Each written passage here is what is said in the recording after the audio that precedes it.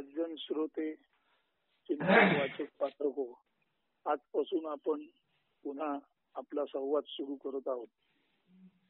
विवेक चूडामणी हे एक अत्यंत उत्कृष्ट पुस्तकाचा ग्रंथ श्रीमद आद्य शंकराचार्यांनी लिहिलेला आहे.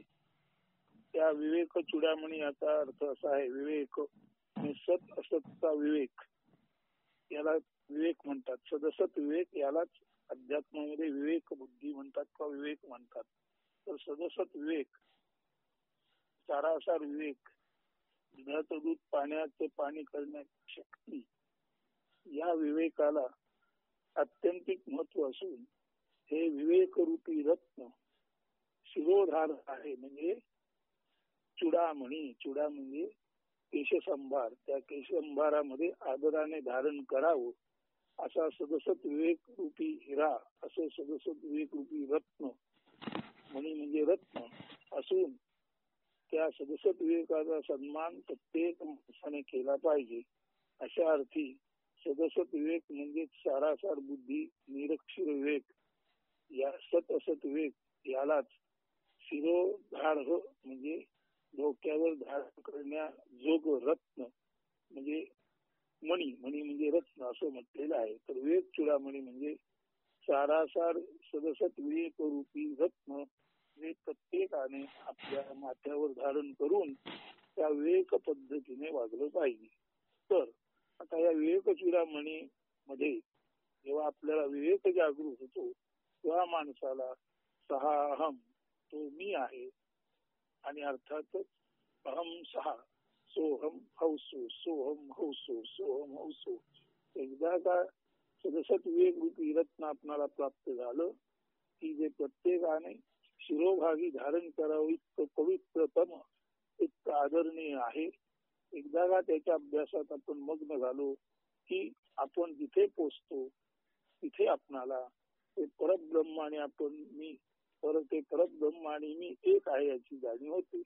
आणि अंतरंगात विना शब्द सहा अहम अहम सहा असं म्हटलं. आणि सहा अहम अहम म्हणताना अर्थातच सहा अहम याचा शॉर्ट फॉर्म सोहम, सोहम हौसो, सोहम हौसो, सोहम हौसो असा विना शब्द उच्चारता अंतरंगात जो मधुर ध्वनी निर्माण होतो, सोहम हौसो, सोहम हौसो, सोहम हौसो, त्याला हंसक ध्वनी म्हटलेला आहे. म्हणून सदसत विवेक रूपी रत्न जे प्रत्येकाने डोक्यावर सन्मानाने धारण करावं आणि त्याचं चिंतन करून आय एम दॅटची अनुभूती घ्यावी. ही अनुभूती आल्यानंतर शब्दोच्चाराशिवाय सुद्धा तो मी आहे आणि मी तो आहे याचं संस्कृत रूपांतर सोहम हौसो आहे. तर ते सोहम हौसो, सोहम हौसो, सोहम हौसो असा एक अत्यंत सुंदर अंतरंगामध्ये आपल्या संगीत निर्माण होते. आणि त्या सोहम हौसोला हंसध्वनी असं म्हटलेलं आहे. आणि म्हणून विवेक चूडामणीचं हंसध्वनी हे नामांतर केलेलं आहे. आणि आता हा ग्रंथ आपल्या पुढे शक्य तितक्या विस्तृतपणे परंतु आवश्यक मुद्द्यासहित आता प्रकट होत आहे. तर हे जे हंसध्वनी आहे त्याची जी प्रस्तावना आहे ती प्रस्तावना पद्यात्मक लिहिलेली आहे. त्या प्रस्तावनेचा थोडक्यात अर्थ असा आहे की जो साधक असतो तो साधक मूळ शोधायला जातो आणि मूळ शोधताना तो अनेकानेक ठिकाणी जातो, परंतु याची फसगत होते. आणि हे परमात्म तत्व शोधणं म्हणजे सतत व्यापक होणाऱ्या पुढे पुढे जाणाऱ्या क्षितिजासारखं आहे. म्हणून हे परमात्म तत्व सतत व्यापक होणार म्हणून बृहत आहे. आणि ते बृहत म्हणजे ब्रह्मतत्व ते समजण्यासाठी आपणाला नेहमीच्या मार्गाने गेलो तर फसगत होते. आणि जर अर्थातच आपण शांत निवांत बसून आपल्यातील सोहमहौसो हे संगीत ऐकलं तर त्या सोहमहौसोच्या संगीताचं जो हंसध्वनी म्हणजे विवेक चूडामणी नावाचं एक रत्न आपणाला गावतं, ते आपणाला आपल्या शांत अमन अवस्थेत गावतं. तर त्या दृष्टीने हंसध्वनीची प्रस्तावना पद्यात केलेली आहे. ते नीट ऐका आणि समजून घ्या. हा जो मी आहे, हा मी आपलं आपण कुठे पोचतो, प्रत्येक मीला आपण नेमके किती आहोत ही शोधायची आस्था निर्माण होते. आणि हा मीचा शोध कधी खर तर संपतच नाही. जसं सतत क्षितिज पुढे पुढे जातं तसं आम्हीचा शोध पुढे पुढे जातो. परंतु मीचा शोध जरी पुढे पुढे गेला तरी जितके आपण पुढे जातो तितकं आपल्या आवाक्यात त्या परमतत्वाचं ज्ञान येतं. म्हणून क्षितिज वाढणं, क्षितिज बृहद होणं म्हणजे बृहद बृहद बृहद पद्धतीने या ब्रह्माला आपण गवसणी घालू पाहतो ते सतत आपल्या पुढे आणि आपण त्याच्या मागे असा जीवनभर प्रवास केला तरी भले ब्रह्म गावलं नाही तरी ब्रह्माचं ज्ञान बऱ्यापैकी आपल्या आवाक्यात येतं. म्हणून हे जे मीच क्षितिज आहे तेच कसं ब्रह्मरूपात विस्तीर्ण होतं हे सांगणारी ही अध्यात्मक प्रस्तावना आहे. जरा नीट ऐका. हंसध्वनी. मी ते क्षितिज सर्वांना खुणावणारे हवे हवेसे वाटणारे सर्वच माझ्याकडे हे पावत आहेत. म्हणजे क्षितिज आहे ते म्हणते मी ते क्षितिज सर्वांना खुणावणारे हवे हवेसे वाटणारे सर्वच माझ्याकडे झेपावत आहेत. मात्र आज पर्यंत कुणीही माझ्यापर्यंत पोचले नाही कारण मी तर पुढे पुढे जात आहे.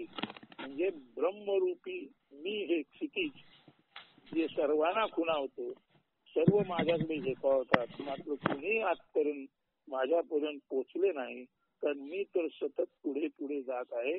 बृहत बृहत बृहत ब्रह्म सतत व्यापक होत आहे. मी ते क्षितिज सर्वांना खुणावणारे हवे वैसे वाटणारे सर्वच माझ्याकडे झेपावत आहेत मात्र कुणीही आजपर्यंत माझ्यापर्यंत पोचले नाही कारण मी तर पुढे पुढे जात आहे. मी ते ज्ञात अज्ञात जगाचे कृष्ण विवर त्याची कृष्ण लीला त्याची किमया सर्व शास्त्रज्ञाना खुणावणारी जडचेतनाचे कारण वाटणारी सर्व आधी आणि सर्वांती असणारी उरणारी आदि कारण वन स्ट्रिंग थिअरी एक सूत्र सिद्धांत जाणवणारा पण हाती न येणारा कारण मी तर पुढे पुढे जात आहे. ब्रह्म सतत विस्तारत आहे. मी ते सूत्र ज्याचे टोक अद्यापी हाती आलेले नाही नाही अगदी कुणाच्याही नाही हाती आले ते एवढे सूक्ष्म तीक्ष्ण आहे. रामबाणाचे टोकही त्याच्या पुढे बोथट आहे. स्टीफन हॉकिंगची बुद्धी किती आहे खुजी आहे कारण मी तर म्हणजे ब्रह्म पुढे पुढे जात आहे. मी तो कृष्ण भगवद्गीता प्रेम झाला न झाला त्याच्याशी मतलब नाही मात्र सारे अर्जुन म्हणजे हळुवार हृदयाचे जे असतात ज्यांना आत्म्याची ओढ असते असे मात्र सारेच अर्जुन त्याच्याकडे आकृष्ट होतात. सरळ भावी रुजू अर्जुन त्याच्याकडे करशिले जातात. सारे त्याच्यात मळमिटू पाहतात. राधा मिरेचेही तसेच झाले पण राधा मिरेचेही तसेच असते पण कधी कोणी कृष्णाला मिळाले नाही मेले पण कृष्ण झाले नाही. स्वानंद दंग आत्मप्रेमी तो कृष्ण सारे सारे पाठी सोडतो कारण हा कृष्ण म्हणजेच मी ब्रह्म तर पुढे पुढे जात आहे. मी तो एकच बुद्ध येशू मोहम्मद महावीर एक तत्व जे कुणा कधी ना कळले. बेअकलीपणे सारे जग विभाजित झाले. उपचारांना धर्म समजून लोक पूर बडवू लागले. अखंडात खंड कल्पून पाखंडी झाले. नावापुरतीच असलेली नावे खरी मानून धारा आल्याने राधा निमाली. धारा आणि राधा पाखंडाने अखंड रागाने अनुराग गाठता येत नाही कारण मी तर पुढे पुढे जात आहे. हे ब्रह्म म्हणजे मी सतत पुढे पुढे जाणार अखंड आहे आणि हे ब्रह्म म्हणजे मीच बघायला गेलं तर बुद्ध आहे, येशू आहे, मोहम्मद आहे, महावीर आहे, कृष्ण आहे, राम आहे. मुळात ते एकच आहे परंतु ते एक तत्व म्हणून कधी कुणाला कळलं नाही.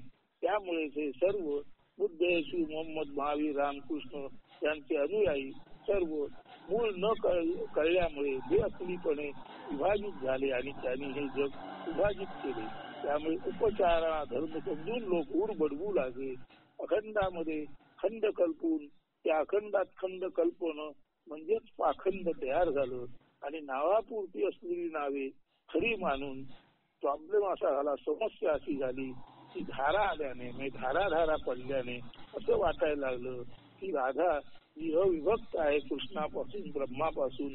ती धाराने पडल्यामुळे राधेमध्ये सुद्धा विभाजन झालं अशी खोटी कल्पना झाली. धारा आणि राधा म्हणजे धाराने पडणाऱ्या पावसामुळे राधा म्हणजे कृष्णाची माया ही अखंडित असून सुद्धा विभाजित झाल्यासारखी वाटते. पाखंडाने अखंड म्हणजे वस्तुतः ब्रह्म अखंड आहे, पण त्याच्यामध्ये पापरूपी कल्पना, पापरूपी खंड आल्यामुळे जे निर्माण झालं ते पाखंड. त्यामुळे जो अनुराग म्हणजे वैश्विक प्रेम आहे ते त्याच्यामध्ये खंड पडल्यामुळे रागाने अनुराग म्हणजे अनुरागात राग आला. म्हणायचं असं आहे की धाराने राधा म्हणजे विभाजनाने एकत्व, पाखंडाने अखंड म्हणजे पापरूपी, खंडाने अखंड म्हणजे योग, आणि रागाने अनुराग म्हणजे वेगवेगळ्या भावनांनी काम, क्रोध, मद, मत्सर, लोभ, दंभ या षड विकारांनी अखंडित जो अनुराग आहे, वैश्विक प्रेम आहे, ते समजणार नाही. म्हणून धारानी अद्वैत राधा किंवा अद्वैत राधा, पापरूपी खंडाने अखंड ब्रह्म आणि वेगवेगळ्या षड विकारांनी मूळ वैश्विक असलेलं अनुराग म्हणजे होलिस्टिक प्रेम समजणार नाही. कारण हा जो मी आहे तोच खरा ब्रह्म आहे आणि ते सतत पुढे पुढे जात आहे. आता हा जो मी आहे, ब्रह्म आहे, तोच म्हणतोय मी तो भक्त, म्हणजे ब्रह्मामध्ये वेगळं काहीच नाही. मी तो भक्त, देव साधकाचे एकत्व, पण ना देव ना साधक अद्याप भक्तत्वाला पावले, अन्यथा देवाची उठाठेव राहतीच ना, साधकाची साधनाची खटपट यातायात उरतीच ना. देव साधकांना पाठी सोडून दिले आहे, कारण मी तर पुढे पुढे जात आहे. ब्रह्म म्हणत आहे की मी अखंड असून सुद्धा माझ्यामध्ये देव आणि साधक असे खोटे भेद पावलेले आहेत आणि देव साधक अद्यापही भक्तत्वाला म्हणजे अद्यापही कोणी ब्रह्मत्वाला एकरूप झाला नाही. पण ब्रह्मत्वाला एकरूप झाला असता तर देव आणि साधकाची उठाठेव राहिलीच नसती, साधक आणि साधनांची खटपट आणि यातायात उरलीच नसती. म्हणून मी देव आणि साधकांना द्वैताला पाठी सोडून दिले आहे, कारण मी तर पुढे पुढे जात आहे. मी वेद, गीता, गाथा, बायबल, पुराण, मेघवृष्टी, रामायण, महाभारत आदी पुराण हे असावे सुदूर ऐसे कधी हाती न यावे सांगणारा स्वरूपानंद, तसो वेद्य आत्मरूप ज्ञानेश्वरांचा गणेशू, व्यक्तिपूर्ण निसर्गदत्त महाराज, मन मुरे मग उरे ऐसा तुकाराम, जागृत प्रज्ञावान जे कृष्णमूर्ती, अहम जाणीव तत्व प्रकाशित शंकराचार्य, किन मूर्त अष्टावत ज्ञानोत्सुक जनक, सामान्य व असामान्यही आदि अंतविहीन, कारण मी तर पुढे पुढे जात आहे. ते ब्रह्म काय म्हणतो, मीच गीता, मीच गाथा पुराण, मी मेघवृष्टी, मी रामायण, मी महाभारत, मी आदी पुराण हे असावे सुदूर ऐसे कधी हाती न यावे सांगणारा स्वरूपानंद म्हणजे ब्रह्मच आहे. तसं वेद्य आत्मरूप गणेश जो सांगितला आहे ज्ञानेश्वराने, तो गणेश आणि ज्ञानेश्वर मीच आहे. व्यक्ती पूर्ण म्हणजे ज्ञान प्रकाशाने पूर्ण निसर्गदत्त महाराज म्हणजे मीच आहे. मन मुरे मग उरे ऐसा तुका, मन मुरल्यानंतर जे उरतो तोच तुकाराम, म्हणजे मन नष्ट झाल्यानंतर जी अमनस्थिती तोच तुकाराम आणि तेच ब्रह्म. जागृत प्रज्ञा असलेले जे कृष्णमूर्ती म्हणजे ब्रह्मच आहे. अहम जाणीव तत्वाने प्रकाशित झालेले शंकराचार्य म्हणजे ब्रह्मच आहे. ते मूर्त अष्टावक्र म्हणजे ब्रह्मच आहेत.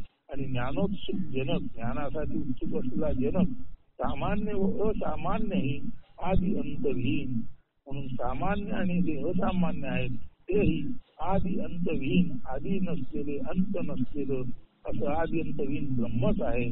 कारण मी तर पुढे पुढे जात आहे. म्हणजे जे सर्व सामान्य असामान्य अतिविशिष्ट आहे ते सर्व मिळून मी म्हणजे ब्रह्म आहे आणि ते सतत व्यापक होत पुढे पुढे जात आहे. आता ब्रह्म म्हणतो मीच तो राम. राम म्हणताना मी पणाला मरणारा नुरणारा, व्यक्त तरीही निर्व्यक्तित्व, व्यक्त अव्यक्त साऱ्यांना उदरात सामावणारा अज्ञात लंबोदर श्री गणेश, दिसतो तसा नसणारा, असतो तसा परिचित नसणारा, सर्वात असणारा परंतु सर्व पार असणारा, अव्याख्यित म्हणजे ज्याची व्याख्या करता येत नाही, परावाणीच्याही पलीकडला अप्रमेय कैवल्य पुतळा, संतांचा गूढ विठ्ठल. तो कैवल्याचा पुतळा संतांचा गूढ विठ्ठल आहे. तो अप्रमेय, म्हणजे गूढ, पण त्याला नीट कळलं त्याच्या दृष्टीने संतांचा गूढ विठ्ठल, कैवल्याचा पुतळा, करकटेवरी पायविटेवरी 28 उभा असा जो विठ्ठल आहे तोच खऱ्या अर्थाने आत्मनिदर्शक. आणि बघायला गेलं तर कठीण परंतु समजलं तर अत्यंत सोपा असा तो विठ्ठल म्हणजेच ते ब्रह्म आहे. आणि हे सर्व ब्रह्म मी म्हणून पुढे पुढे जात आहे. मी सतत स्फुरण पावणारे प्रसन्न ब्रह्म. हे ब्रह्म सतत स्फुरणशील आहे, त्यामुळे ते सतत पुढे पुढे जात आहे. आणि त्याच्या स्फुरणातच गीता, गाथा, बायबल, पुराण, स्वरूपानंद, शंकराचार्य, ज्ञानेश्वर, कृष्णमूर्ती, गौतम बुद्ध, येशू ख्रिस्त, मोहम्मद पैगंबर हे सर्वच त्याच्या स्फुरणातून आलेले आणि असलेले, म्हणून हे सर्वच ब्रह्म आहेत. म्हणून मी सतत स्फुरण पावणारे प्रसन्नशील ब्रह्म, माझ्यावर येऊ इच्छिणाऱ्या कुणालाही पुढे पुढे हे ब्रह्म नेतं. म्हणून म्हणतो मी सतत स्फुरण पावणारे प्रसन्नशील ब्रह्म आहे, माझ्याबरोबर येऊ इच्छिणाऱ्या कुणालाही पुढे पुढे नेणारे आहे. विवेक चूडामणी नावाचे शिरोभागी आदर सन्मानाने धारण करावे असे रत्न, विशेष तत्व अत्युच्च विवेक, याच्या निधिध्यासाने चित्तळा प्रकटते, अवकळा मिटते, साधुत्व आय एम दॅट असे उद्गारते. असा हा विवेक चूडामणी रूपी रत्न जे आहे ते मीच आहे. आणि सोहम हंसतो हा त्याचा मधुर हंसध्वनी असल्यामुळे त्या सोहम हंसतो अशा मधुर हंसध्वनीच विवेक चूडामणीने नामांतर करून हंसध्वनी म्हणून प्रस्थापित होत असणारा हा ग्रंथ हंसध्वनी हे त्या ब्रह्माचेच नाव आहे. आणि असा हा हंसध्वनी जो सतत पुढे पुढे जात आहे, त्या ध्वनीच्या पाठवून आपण वाचक साधक चिंतक जाणार का? त्या वेद न घेता येणाऱ्या अशा ब्रह्माचा वेद घ्यायचा प्रयत्न करून जरी ब्रह्म हाती आलं नाही तरी आपण बृहत विराट विशाल आणि विश्व पुरुष होणार का? असा हा या प्रश्न विचारून हा जो सतत पुढे पुढे जाणारा ब्रह्म हा जो हंसध्वनी आहे त्याची प्रस्तावना मी ते किती होणारे हवे वाटणारे सर्वच माझ्याकडे झेपावत आहेत. मात्र कुणी माझ्यापर्यंत पोहोचले नाही, कारण मी तर पुढे पुढे जात आहे. मी ते ज्ञात अज्ञात जगाचे कृष्णविवर त्याची कृष्णलीला त्याची तुम्हाला सर्व शास्त्रज्ञाना खुणावणारी, सर्व जडचेतनाचे कारण वाटणारी, सर्व आधी आणि सर्वांची असणारी उरणारी, आधी कारण वन स्टील थेअरी एक अहित्व सिद्धांत जाणवणारा पण हाती न येणारा, कारण मी तर पुढे पुढे जात आहे. मी ते सूत्र ज्याचे लोक अद्याप हाती आले नाही, अगदी कुणाच्याही नाही हाती आले ते एवढे सूक्ष्म तीक्ष्ण आहे. रामबाणाचे टोकी त्याच्यापुढे घोटत आहे. स्टीफन हॉकिंगची बुद्धी किती आहे खुदी आहे, कारण मी तर पुढे पुढे जात आहे. मी तो कृष्ण भगवद्गीता प्रेम झाला न झाला त्याच्याशी मतलब नाही, मात्र सारेच अर्जुन त्याच्याकडे आकृष्ट होतात. सरळ भावी रुजू अर्जुन त्याच्याकडे कर्षिले जातात. सारे त्याच्यात मर्मटू पाहतात. दादा मिरेचेही तसेच असते, पण कधी कोणी कृष्णाला मिळाले नाही, मेले पण कृष्ण झाले नाही. आनंद धंग आत्मप्रेमी तो कृष्ण सारे सारे पाठी सोडतो, कारण मी तर पुढे पुढे जात आहे. मी तो एकच एक बुद्ध येशू मोहम्मद महावीर एक तत्व जे कुणा कधी ना कळले. बेअक्कलीपणी सारे जग विभाजित झाले. उपचारांना धर्म समजून लोक पूर बदलू लागले. अखंडात खंड कल्पून पाखंडी झाले. नावापुरतीच असली नावे खरी मानून धारा आल्याने राधानी मारी, धारानी राधा, पाखंडाने अखंड रागाने अनुराग गाठता येत नाही, कारण मी तर पुढे पुढे जात आहे. मी तो भक्त देव साधकाचे एकत्व, पण ना देव ना साधक अद्याप भक्तत्वाला पावले. अन्यथा देवाची उठाठेव राहतीच ना, साधकाची साधनाची कटपट यातायात उरतीच ना. देव साधकांना पाठी सोडून दिले आहे, कारण मी तर पुढे पुढे जात आहे. मी वेद, गीता, गाथा, बायबल, पुराण, मेघवृष्टी, रामायण, महाभारत आदी पुराण हे असावे सुदूर असे कधी हाती न यावे सांगणारा स्वरूपानंद, संवेद्य आत्मरूप गणेश ज्ञानेश्वर, शक्तीपूर्ण निसर्ग दत्त मग मन मुरे मग उरे ऐसा तुकाराम, जागृत प्रज्ञावान रे कृष्णमूर्ती, हम जाणीव तत्व प्रकाशित शंकराचार्य, चिन्मूर्त अष्टावक्र, ज्ञानोत्सुक जनक, सामान्य व असामान्य हे आदि अंत विहीन, कारण मी तर पुढे पुढे जात आहे.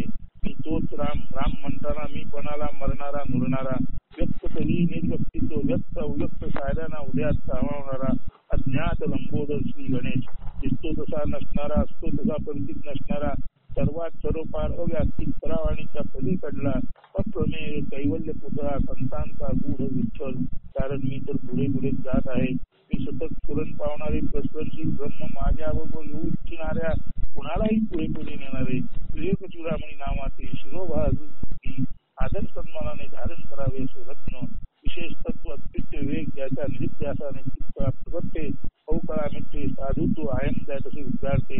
सोहम हंसो हा त्याचा मधुर हंसध्वनी, हेच त्याचे नामांतर. पहा ध्वनीने तुम्ही गाठू शकता का मला, कारण मी तर पुढे पुढे जात आहे. ओम शांती शांती शांती ही प्रस्तावना आहे. आता जे मनोगत आणि ऋणनिर्देश आहेत त्याच्यामध्ये फक्त हे कसं प्रकाशित होऊ शकलं याचं थोडस विवेचन करणार आहे. सर्व काही वाचत नाही. तर हे विवेक चूडामणी प्रकट होण्याला निमित्त आहे. श्री मधुभाऊ पटवर्धन संगम प्रिंटिंग प्रेसचे जे मालक पुण्याला होते आणि आता ते आपल्यामध्ये नाही. तर हे मधुभाऊ पटवर्धन जे आहेत ते रावसाहेब पटवर्धन म्हणजे अच्युतरावांचे धाकटे भाऊ. ते पाऊस थोडा हळूहळू घ्या जरा, थोडा हळूहळू. तर हे जे मधुभाऊ पटवर्धन आहेत ते पावसला स्वरूपानंद येत होते. त्यांचा माझा स्नेह होता. आज ते आपल्यात नाही. एक दिवस ते म्हणाले, अरे नारायणा, तुलाच हे विवेक चूडामणीचं रूपांतर करणं शक्य आहे. तूच ते शिवधनुष्य फिरू शकतोस. आणि आश्चर्याची गोष्ट म्हणजे तो गुरुवार होता आणि तो गुरुवार सर्वसाधारण आषाढ श्रावण या महिन्यातला असावा. आणि घरी परत आलो तेव्हा आकाशात एक इंद्रधनुष्य दिसलं पूर्वे पश्चिमेच्या दिशेला. आणि लक्षात आलं की मधुभाऊ म्हणाले, अरे तुला हे शिवधनुष्य पेलेल. आणि घरी आल्याला इंद्रधनुष्य बघितलं. असं जाणवलं की जे शिवधनुष्य आहे ते कदाचित मधुभाऊंच्या आशीर्वादाने स्वामी स्वरूपानंदांच्या कृपेने ते शिवधनुष्य असलं तरी माझ्यासाठी ते इंद्रधनुष्य बनलेलं आहे. तसं सोपं झालेलं आहे असं वाटलं. आणि दुसऱ्या दिवसापासून म्हणजे 25/9/2009 ला जी लिखाणाला सुरुवात केली ती 18/6/2010 त्याची पूर्तता म्हणजे बरोबर सर्वसाधारण बघायला तर 9 महिन्यामध्ये काम पूर्ण झालं. आणि या कामाच्या दरम्यान माझे अतिशय जवळचे मित्र डॉक्टर मिलिंद पटवर्धन माझ्याकडे येत होते आणि ते या लिखाणाचे साक्षी आहेत. आणि या सर्व काळामध्ये रोज ते दुपारी यायचे किंवा आठवड्यातून एकदा यायचे. आणि त्या दरम्यान माझं जे अनुवादाचं काम झालं होतं ते आठवड्यात एकदा आले की त्याच्यावर आम्ही चर्चा करायचो. ते काही आपल्या शल्य विशारद दृष्टीने ते जसे शल्य विशारद आहेत तशीच त्यांची ज्ञानदृष्टी ही एखाद्या शल्य विशारदाची आहे. ते काही अत्यंत योग्य बदल सुचवायचे. आम्ही चर्चेनंतर ते आम्ही बदल त्यात सामावून करून घ्यायचो. आणि अशा तऱ्हेने हे पुस्तक सिद्ध होत गेलं. त्यांनीच मला विशेष म्हणजे गुरुदेव स्वामी चिन्मयानंद यांचे विवेक चूडामणीवरील व्याकरणाचा अर्थ उलगडून स्पष्ट अर्थ देणारे 2 ग्रंथ दिले, 2 भाग दिले. त्याचा मला या कामी उपयोग झालेला आहे. आणि तसेच गीता प्रेस गोरखपूरचे हिंदी अनुवादाचे विवेक चूडामणी हे पुस्तक मला रत्नागिरीत असणारे श्री नानाजी लिमये यांनी दिलं. आपल्या दुर्दैवाने श्री नानाजी लिमये आणि मधुभाऊ पटवर्धन आज आपल्यात नाहीत. परंतु हे पुस्तक साकारत असताना पूर्णपणे माझ्याशी आणि त्या विवेक चूडामणाशी एकरूप झालेले डॉक्टर मिलिंद पटवर्धन मात्र ते अर्थातच माझ्या मुलाने लहान आहेत पण ज्ञानाने फारच महान आहेत. ते माझ्या घरी येऊन या कामाला या कामाकडे आस्थेने लक्ष देत आणि थोडीफार चर्चा करून योग्य तो बदल करून त्यांच्याही अनमोल मैत्रीने हे पुस्तक सिद्ध झालेलं आहे. तर मधुभाऊ पटवर्धन, नानाजी लिमये हे नानाजी लिमये रत्नागिरीचे आणि मधुभाऊ पटवर्धन पुण्याचे हे स्वरूपानंदांनी ते पावसला येत असत. आणि माझे मित्र मिलिंद पटवर्धन यांचा या पुस्तकाच्या सिद्धतेमध्ये मोठा वाटा आहे. आणि अर्थातच परमेश्वरी कृपेने हे सर्व विवेक चूडामणीचे रूपांतर हौसध्वनी म्हणून आलेलं आहे. तर या प्रसंगी मला मदत करणाऱ्या सर्वांचा त्यातील काही आज हयात नाहीत. आणि अर्थातच पटवर्धन डॉक्टर, माझा मित्र शिरीष दामले, संजय रानडे आणि माझी पत्नी नीता पाटणकर या सर्वांचाही या संपूर्ण पुस्तक सिद्धतेमध्ये बहुमोल वाटा आहे. कारण ज्ञान असेल, एखादं मोठं टास्क असेल, अंगावर घेतलेलं काम असेल, ध्येय असेल, ते गाठताना अनेकानेक सुहृदांची मैत्री आपल्या कामी येते. ते नसतील थोडक्यात म्हणजे सीता नसेल तर रामाचा पराक्रम व्यर्थ आहे. तसं ज्ञान सुद्धा सिद्ध होण्यासाठी बाकी अनेक लोकांचे ऋण असतात. त्या ऋणामध्ये संजय रानडे, शशिकांत पाटणकर, डॉक्टर मिलिंद पटवर्धन पाटणकर माझी अर्धांगिनी, नानाजी लिमये आणि मधुभाऊ पटवर्धन यांची नावे आहेत. त्या सर्वांचा या प्रसंगी मी पुन्हा एकदा ऋणनिर्देश करतो आणि माझं हे मनोगत संपवतो. आता थोडक्यात पटवर्धन डॉक्टरनी लिहिलेले 2 शब्द सुद्धा ऐकूया. ते फार महत्वाचे आहेत. औषध ध्वनीच्या निमित्ताने ते जसे आहेत तसे वाचून दाखवतो आणि आजचा आपला भाग आपण थांबू. सर्वप्रथम मी श्री नारायण पाटणकर यांचे अभिनंदन करतो. गेल्या अवघ्या 3 वर्षांच्या काळात हंसध्वनी हे त्यांच्या द्वैत तत्वज्ञानावरील 4थे पुस्तक आहे. प्रथम पुस्तक मेघवृष्टी, प्रकाशक केशव व्ही ढवळे. हे म्हणजे स्वतंत्र चिंतनाचा परिपाकच आहे. त्यातील अमृतानुभवाच्या वाटा चोखाळताना जरूर असणारी सर्व तत्व प्रणाली थिअरी मागून प्रकाशित झालेल्या जगावेगळे या अष्टाग्र संहितेवरील पुस्तकात प्रकाशक केशव भिकाजी ढवळे चर्चिलेली आहे. आजच्या धकाधकीच्या व जडवादी संस्कृतीमधील व्यग्र माणसांना अद्वैत तत्वज्ञानाची ओढ लागणे व त्या बरहुकूम हंसध्वनी सारखे अत्युत्कृष्ट समजायला सोपे वर्तप्रवाही असणारी पुस्तक हाती मिळणे हा दुग्ध शर्करा योगच आहे असे मी समजतो. हंसध्वनी या पुस्तकासाठी अभिप्राय देण्याची संधी मला मिळाली हे माझे अहोभाग्य समजतो. दैवाने अनेकविध धार्मिक व तात्विक विचारसरणीवर मी स्वतः म्हणजे मिलिंद पटवर्धन यांनी श्री पाटणकर याचबरोबर चर्चा केली आहे. विवेक चुडामणी हा आद्य शंकराचार्यांच्या अद्वैत तत्वज्ञानावरील अनेक ग्रंथात एक मुकुटमणी समजला जातो. त्याचे सुलभ पद्यमय रूपांतर हंसध्वनी या पुस्तकात झाले आहे. एका तत्वज्ञातील तर्कप्रधान भूमिका स्वीकारून त्यातील नवे पैलू वाचकांसमोर मांडण्याचा प्रयत्न केला आहे. उदाहरणार्थ शून्यवाद व पूर्णवाद यांची सांगड हे लिहिताना कोठेही तोल ढळू न देणे हे जिकीरचेच काम आहे. काही प्रसंगी श्री संत तुकाराम व स्वतःच्या मेघवृष्टी या पुस्तकातील अभंगांचेही दाखले त्यांनी दिले आहेत. विवेचनात काही ठिकाणी पुनरावृत्ती आढळते, परंतु मूळ मुद्द्याचा पाठपुरावा करताना ती अपरिहार्य आहे. आचार्यांच्या लिखाणातील ओघ, जोश व मृदुता कायम ठेवून त्याच भावानुकूलतेत मराठी पद्यमय रूपांतर करणे हे नक्कीच कठीण काम आहे. हे शिवधनुष्य श्री पाटणकर यांनी सहज केलेले आहे. मुमुक्षूला ब्रह्मसाक्षात्कारापर्यंत टप्प्याटप्प्याने नेणे हा या पुस्तकाचा मूळ उद्देश व विशेष. ब्रह्मनिरूपण या प्रकरणात ब्रह्माचे अद्वितीयत्व प्रकट करताना परम सत्य अतिशुद्ध ज्ञानरूप दोषहीन अनाम अमेय अशी विशेषणे वापरली आहेत. यापुढे हेही सांगितले आहे की विशेषणयुक्त संबोधने हे मनाचेच प्रक्षेप आहेत, कारण शब्द सृष्टीच्या पलीकडे आत्मा ब्रह्म आहे. शब्दांचे मायाजाल तिथे पोहोचायला तोकडे आहे. मनाचा प्रक्षेप हालचाल घडवणारा, त्यांना प्रकाश देणारा हा तो आत्मा असून त्याला फक्त जाणायचे आहे. येथे असलेले केवळ अद्वैत समाधीत आहे. तो त्रिपुटीचा लय झालेल्या पूर्ण अवस्थेत आहे. मुंगा खाय गुड या संत कबीरांच्या उक्तीप्रमाणेच ही अवस्था आहे. तरी आचार्यांच्या या सूचनेचा आपण अवलंब करू. शब्दांच्या शिडीवरून जाऊन शब्दांपलीकडील हंसध्वनी अनुभवण्याची कला हस्तगत करूया. परत एकदा हंसध्वनी या पुस्तकात शुभेच्छा देतो. इत्तेलम डॉक्टर मिलिंद पटवर्धन, MS-FRCS, अस्थिव्यंग चिकित्सक, रत्नागिरी. सध्या हे ठाण्याला असतात आणि 1-2 महिन्यात अर्थातच 4-5 दिवस रत्नाला येऊन इथल्याही दवाखान्याकडे ते लक्ष देतात. तर असं ही हंसध्वनीची प्रस्तावना काव्य रूपात, त्यानंतर मनोगत रूपामध्ये ज्यांनी ज्यांनी मदत केली त्यांची नावं आणि ज्या पुस्तकांची मला मदत झाली या कामी सिद्ध करायला त्या पुस्तकांची नावं आणि डॉक्टर मिलिंद पटवर्धन यांनी लिहिलेले 2 शब्द असं आजपर्यंत या पुस्तकाचं स्वरूप मांडून झालं. उद्यापासून आपण क्रमशः पुस्तकाचं जे आस्वाद आहे तो क्रमशः घेऊ. या पुस्तकात एकूण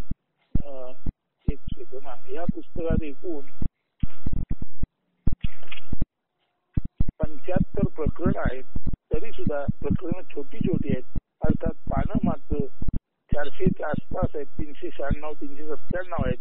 तर आपण त्यातील मुख्य जो भाग आहे तो प्रत्येक प्रकरणागणिक त्यातील मुख्य भाग घेऊन हा आपला हंसध्वनी ग्रंथ आपण साधकावस्थेपासून मोक्षापर्यंत कसा साधकांना घेऊन जातो, साधक मुमुक्षु सिद्धावस्थेपर्यंत कसा जातो हे सांगणारा एक सिलॅबस अभ्यासक्रम आहे. अशा अर्थी अध्यात्माच्या वाटेवरील हा एक महत्वाचा टप्पा आहे. त्याचं आकलन आपण उद्यापासून क्रमशः करून घेऊ.